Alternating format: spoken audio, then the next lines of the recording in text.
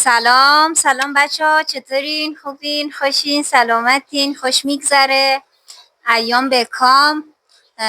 امروز فکر کنم دوم یا سوم محرمه که ما این ویدیو رو داریم ضبط میکنیم. خواستم این ویدیو رو بگیرم واسهتون به اشتراک بذارم بچه ها که خونه رو ببینین. اینکه میخواستم بگم ایشالله همیشه خندون باشین. بزن بریم. قربت نشون نمیدی به بچه. سلام بچه ها، ببخشید دیگه من فیلم بردار نمیتونم بیام جلو دوبی. سلام بچه ها، خسته نباشین، انشالله که جور و صحتمند باشین. همه دوستای عزیز مشاق موفق و معین باشین دیگه. انشالله که کنار خانواده به خوبی و خوشی زندگی کنین، گرم و صمیمی باشین، همیشه موفق باشین. دیدی چی کار کرد؟ اینجوری پری در رو نمیدونم چی کار کردی به اون بدبخت. اومدم نازش کنم فرار کرد. خب بچه ها بریم سر راست مطلب. میخوایم بریم خونه رو نشون بدیم. بیاین که بریم. البته یه دیگه حیات کوچولو داریم ولی خب از هیچی بهتره. بفرمایید.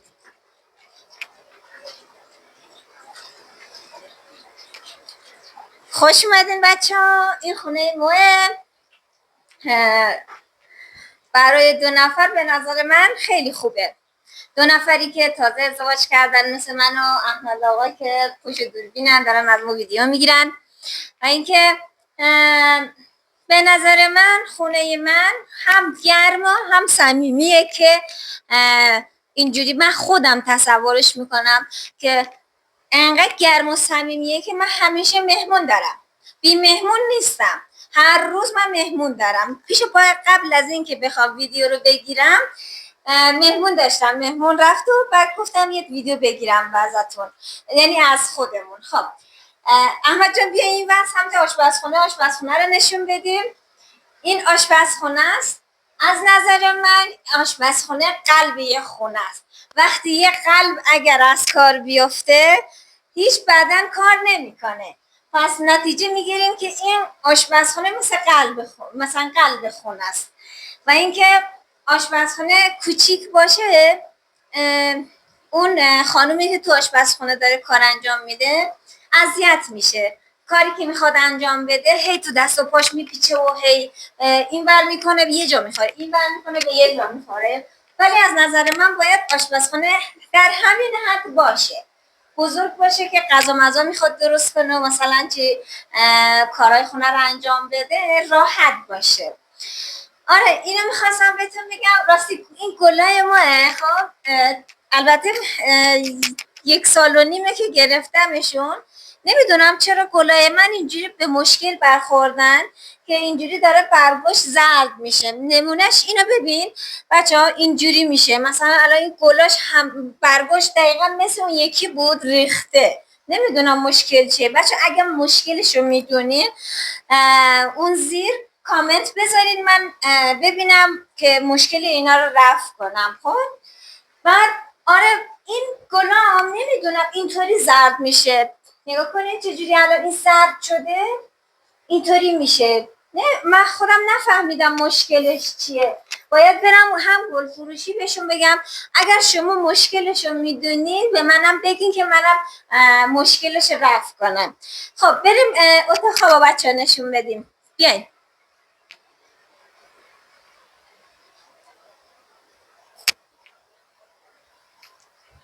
بیاین.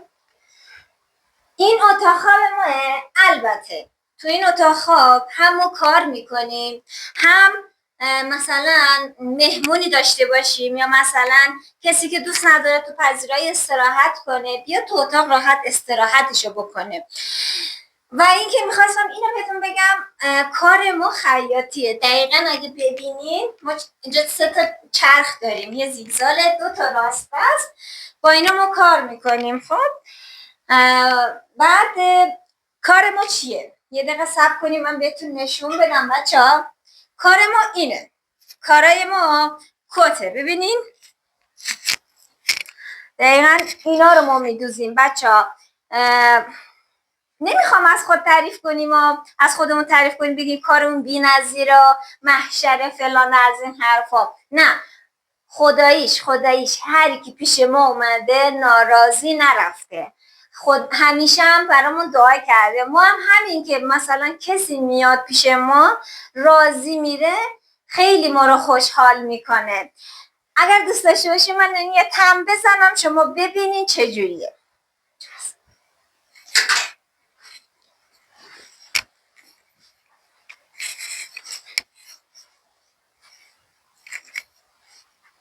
خب بچه ها نگاه کنین اینو. از نظر من که خیلی من خودم نمیدونم حالا کد پسندم، ولی خب خیلی شیک و قشنگ دیده میشه بچه ها. آینم روبرومه دارم من با شما حرف میزنم. آره من این بی‌نظیره، من که خیلی دوست دارم. بعد یه نمونه دیگه هم بهتون میخوام اونو نشون بدم. البته ببینین این فرق اینه، مثلا این الان مجلسیه، دقت کنید جیبش یه حالت جیب خوشگل و نازیه. بعد مچش هم ببینین، نگاه کنین از اینایی که برگردون میشه. آره بعد بریم اون یکی رو بهتون نشون بدم بچه ها.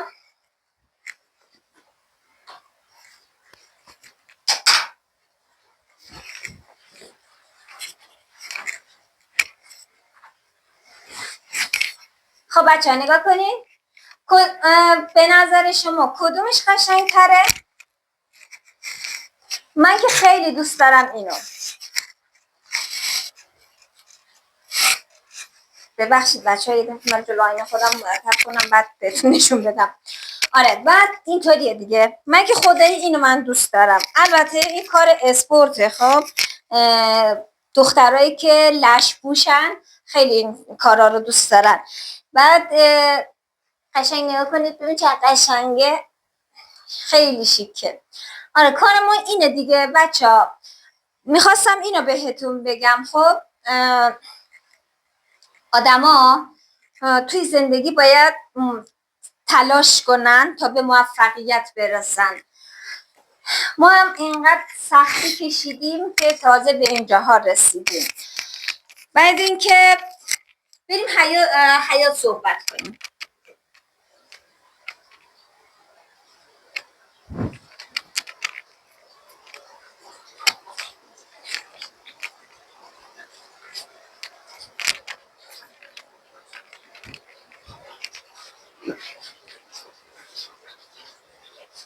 بچه من بالا رو بهتون نشون ندادم. این بالا هم صاحبخونه ما میشینه. خب البته الان رفته شهرستان خونه پیش مادر پدرشون. خب بعد زیاد بالا نمیریم به خاطر همون. بعد اینم همون راهرویه که بهتون گفتم، راهروی جلوی در ورودی خونه است. اینجوریه دیگه بچه ها. بعد میخواستم اینو بگم بچه ها، آرزو دارم همه بچه ها همه جوونا خوشبخت بشن و بتونن به جاهای بالا برسن و موفق بشن تو زندگیشون. و اینکه خیلی دوست دارمتون، مواظب خودتون باشین. حتما ما رو سابسکرایب کنین، زنگوله رو بزنید، اون قلب بیرنگم قرمزش کنین. بعد خیلی خیلی خوشحالم که به خانواده ما میپیوندی. مواظب خودتون باشین، دوستتون دارم. خدافظ. آره دوستا هم یه چند کلمه حرف میزنم با شما. دوستا ما فقط به ایمان شما خیلی نیاز داریم. انشاءالله که همیشه وقت کنار خانواده موفق باشین، همیشه وقت با گرمی، با صمیمیت و با خوشحالی و همین چیزا دیگه. انشاءالله که همیشه وقت موفق باشین. شما بر ما دعا کنین، ما بر شما دعا کنین دیگه. همین دوستا هم بود معرفی خانه. من خودم که نتونستم جلو دور بیان انشاءالله که همیشه وقت موفق و سربلند باشین. خب فاطمه جان کدام کار دیگه نداری؟ نه، مواظب خودتون باشین بچه ها. خداحافظ.